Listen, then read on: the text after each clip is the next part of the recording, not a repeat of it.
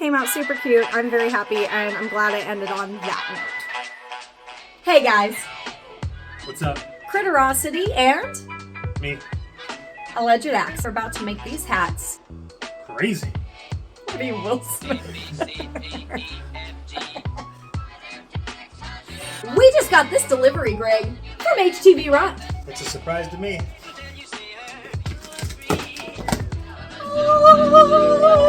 You're strong. Wasn't this funny? That's cool, because I just got a hat. Me too. I want to put something on it. Let's do it. Yeah. This handy dandy HTVRont manual to use the heat press. I think that's pretty smart. All right, we've got all different settings in here. Oh, it actually comes with a hat.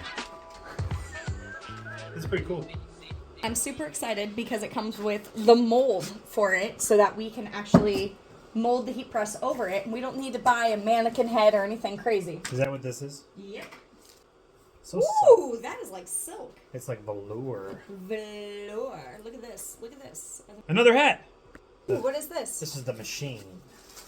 Where's the machine? It's inside there. Oh, get out. I am really impressed how they have found a way to include all of this just in this box here. I thought it was just going to be the machine. But wait, there's more. Oh, check. What?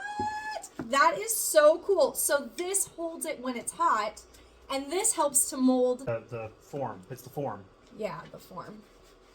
Okay, and look at this. It is small and quaint, and you know what? This would be fantastic if you're on the road or can do a show in person to press hats. As long as you have, how many volts? 120. 120 volts. That'll do it. So, like my heat press, this will flash when it's off, even though it's plugged in. So you can actually leave it plugged in. Sometimes I do unplug it from the wall. But if you're jumping in between projects, it's totally okay to leave that plugged in. Safety first. Greg has figured it out for us. You press it once to turn it on. It'll be flashing. You hit this button here. If you hit it once, you can change the temperature with up and down. And if you hit it twice, it'll change the time. And then when you click it, it sets it. Okay, so while that's heating up, you can get your little form and put it on top. Does this go around that thing? Oh, yeah. Oh, how cool is that? It's just like the ones that they have on the sides of their heat press. It does have these little pieces of elastic that you can wrap around the edge of this. It's like they thought of everything so it wouldn't move all over the place. I would think you'd put the hat on the top to form it over the top, but you actually put it on like on the side, and that way you get the most pressure on it, because if it's on the front, you're going to be moving it. This is when you put it down towards the table. But when you put it down towards the table, you're getting the most pressure resistance. All right, so we've just taped it with heat tape, and we're actually trying to get through as much of this heat tape as possible. I didn't know that you needed like nice thick pieces. We're at 295, and that's what we want. And this goes up in 5-degree increments. So you want to make sure you're as close to it as possible. There's a guide that will tell you exactly what to do for each of the items, and they have several different languages, which is really handy. It says 15 seconds, but since I kind of have a bigger one, I think it's going to need to be pressed twice at 15 seconds. Now what I'm noticing here is because it's rounded, this doesn't really want to stick. I am hoping that pushing down is just going to hold it in place. It doesn't seem like it's going to wiggle anywhere. Now what you have to do is you have to hold the start button for 2 seconds to start the countdown, and you have it for 15 seconds, Yes, Greg? ma'am. All right, here we go. A little nervous. Okay, and... all right, that wasn't too hard. I thought I'd be like super shaky. Give us some pressure. And then Greg made a note that you should really be lower than keeping it up super high. Like we're using this butcher block cart, but that way you put the pressure down as opposed to going too high. Okay, we're gonna try another 15 seconds. Okay, so I accidentally turned it off there, pressing it once. So you gotta hold down for 2 seconds.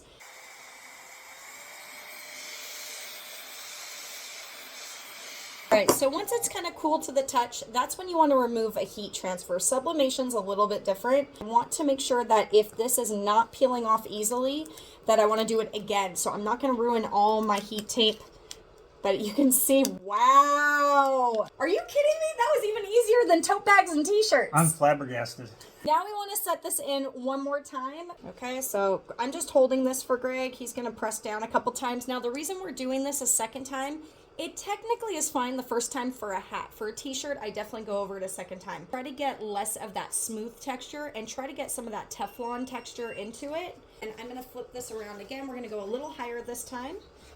But yeah, it's more like something just to hold the base from sliding. A non-slip mat. A non-slip mat. That feels good, it looks great, and honestly, I am so impressed right now. I 100% would do the heat transfer over sublimation because sublimation can do ghosting and I'm really afraid of that happening. Let's show them our koozies that we did. So Greg and I have been trying sublimation over ordering from a company and doing heat transfers.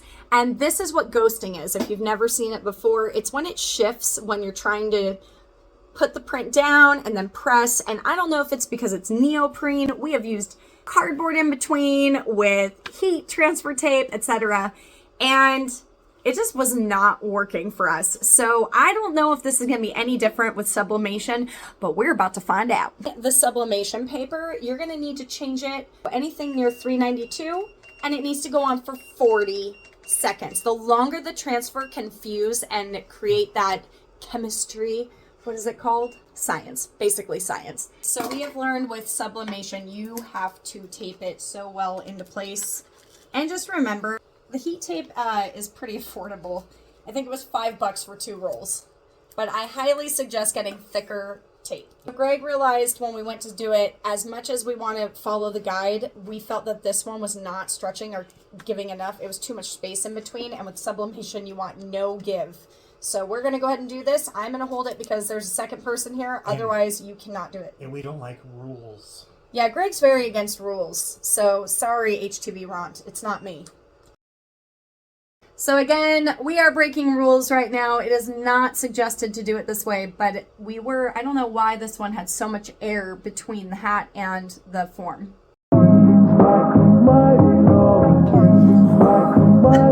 Form just because it is going to retain the heat in the form. I'm your biggest fan. The sublimation transfers instantly, so it's just hot to the touch and you have to let it cool down. It's not because it was still transferring. It's amazing. It's amazing. It's amazing.